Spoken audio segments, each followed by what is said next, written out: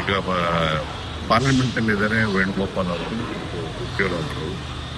ಇವತ್ತು ಟೈಮ್ ಕೊಡ್ತೀವಿ ಮಧ್ಯಾಹ್ನ ಅಥವಾ ಸಾಯಂಕಾಲ ಒಳಗೆ ಇವತ್ತು ಮೀಟಿಂಗ್ ಮಾಡಿದ್ವಿ. ಕೆಲವು ಶಾಸಕರೆಲ್ಲ ವಾಪಸ್ ಹೋಗ್ತಾ ಇದ್ದಾರೆ. ಪ್ರೋಗ್ರಾಮ್ ಇದೆ ಕೆಲವು ಕಡೆ ಇವತ್ತೆಲ್ಲ ಇರ್ತಾರೆ. ಇವತ್ತು ಸಾಯಂಕಾಲ ಎಲ್ಲ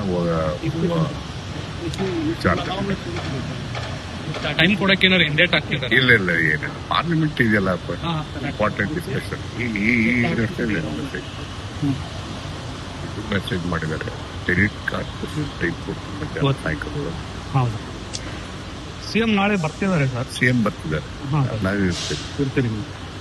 ಮೂರು ಶಾಸಕರು ಸರ್ ಅವರು ಇವತ್ತು ಬಂದಿರೋದು ನಮ್ಮ ಪಕ್ಷದ ಭೇಟಿ ಮಾಡಬೇಕು ಅಂತ ಹೇಳಿ ಬಂದಿರೋದು. ನಾಳೆ ಇರ್ತಕ್ಕಂಥ ಒಂದು ಪ್ರೋಗ್ರಾಮ್ ಇದೆ, ನಾನು ಇರ್ತೀನಿ, ಮುಖ್ಯಮಂತ್ರಿಗಳು. ರಾಹುಲ್ ಗಾಂಧಿ ಅವ್ರ ಭೇಟಿ ಬಗ್ಗೆ ಆಯ್ತು, ಏನಾದ್ರು